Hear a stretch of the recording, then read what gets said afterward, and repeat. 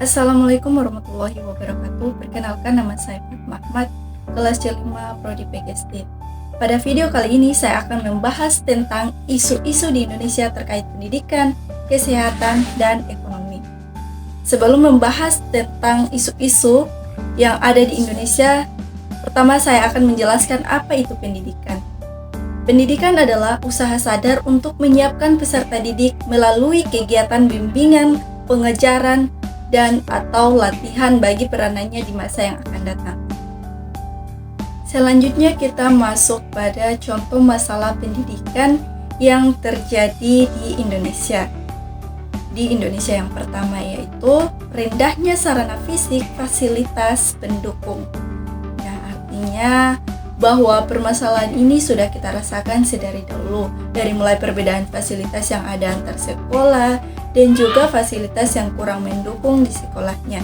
Contohnya atap ruangan sekolah dasar yang memprihatinkan karena rembahasan air hujan ataupun sarana pendidikan lainnya seperti meja sekolah.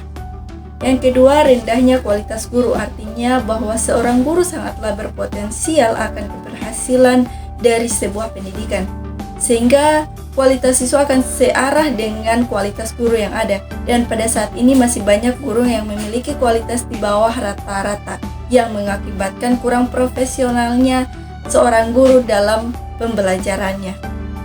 Yang ketiga yaitu rendahnya kesejahteraan guru. Selain peningkatan kualitas guru, kita juga harus senantiasa meningkatkan kesejahteraan guru, baik itu guru PNS maupun honorer. Ketika kesejahteraan seorang guru masih di bawah rata-rata atau tidak layak, maka apa yang akan diberikan seorang guru tersebut tidak akan maksimal. Dengan hal ini secara tidak langsung akan berpengaruh akan keberhasilan pendidikan kita. Yang keempat yaitu rendahnya prestasi siswa.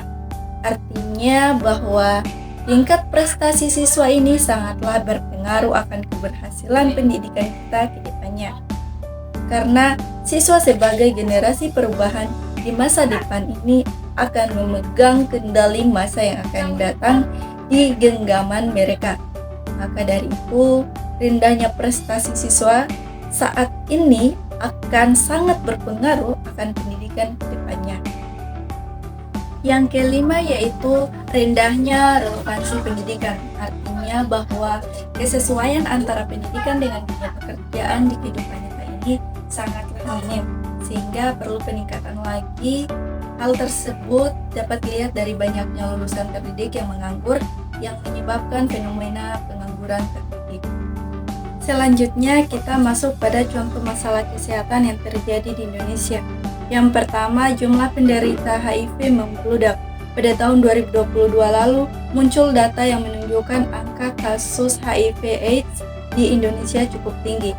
Bahkan ada sekitar 274 anak yang usianya kurang dari 4 tahun terinfeksi HIV. Data ini cukup menghebohkan masyarakat, sebab bagaimanapun HIV menjadi penyakit yang masih ditakuti banyak masyarakat. Yang kedua, diabetes anak. Kasus diabetes anak disebut terus meningkat sejak awal tahun 2023 lalu. Bahkan menurut IDAI, kasus diabetes ini meningkat hingga 70 kali sejak 2010 lalu. Dari data yang dimiliki IDAI, sebanyak 1.645 anak menderita diabetes. Yang ketiga yaitu hepatitis akut pada anak. Hepatitis akut ini juga terdeteksi di Indonesia.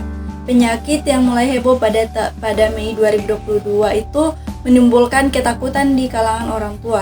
Pasalnya anak-anaklah yang menjadi korban utama. Hingga saat ini belum diketahui pasti apa penyebab hepatitis akut misterius ini. Tapi banyak juga yang menduga bahwa penyakit ini erat kaitannya dengan COVID-19. Yang keempat yaitu gagal ginjal akut. Selain hepatitis akut misterius, gagal ginjal akut juga tiba-tiba muncul dan menyerang banyak anak Indonesia.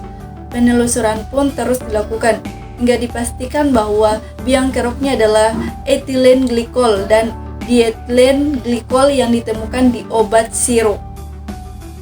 Berikutnya contoh masalah ekonomi yang terjadi di Indonesia. Yang pertama yaitu pertumbuhan ekonomi dan impor. Nah, tingkat impor di Indonesia masih tinggi karena output di sektor pertanian dan peternakan kian rendah, sementara pertumbuhan penduduk terus-menerus meningkat. Yang kedua, daya beli stagnan, umumnya dipengaruhi oleh besaran pendapatan, harga barang dan jasa, hingga seberapa banyak barang yang dikonsumsi. Inflasi turut mempengaruhi daya beli masyarakat. Begitu pula dengan suku bunga pinjaman yang relatif tetap, sehingga perluasan dunia usaha jadi sedikit terhambat. Yang ketiga, perbaikan kuantitas dan kualitas pertumbuhan ekonomi. Indonesia bisa dikatakan mengalami pertumbuhan ekonomi yang cukup pesat. Namun, angka kemiskinan, ketimpangan sosial, dan pengangguran juga tergolong tinggi. Guna meningkat pertumbuhan ekonomi, berbagai masalah ekonomi seperti kemiskinan dan pengangguran harus diatasi. Yang keempat yaitu rendahnya daya saing. Dalam 3 tahun terakhir, Indonesia sebagai negara tujuan investasi langsung terus mengalami penurunan. Selain itu, jumlah perusahaan di Indonesia juga mulai berkurang. Disadari atau tidak, ini memengaruhi daya saing antar masyarakat atau antar perusahaan dalam mengembangkan dunia usahanya. Yang kelima yaitu rendahnya kinerja pajak, keenam permasalahan dana desa, dan yang terakhir yaitu inkonsistensi kebijakan subsidi energi. Baiklah, itulah video dari saya tentang isu-isu di Indonesia terkait pendidikan, kesehatan, dan ekonomi. Semoga bermanfaat bagi kita semua. Sekian, wassalamualaikum warahmatullahi wabarakatuh.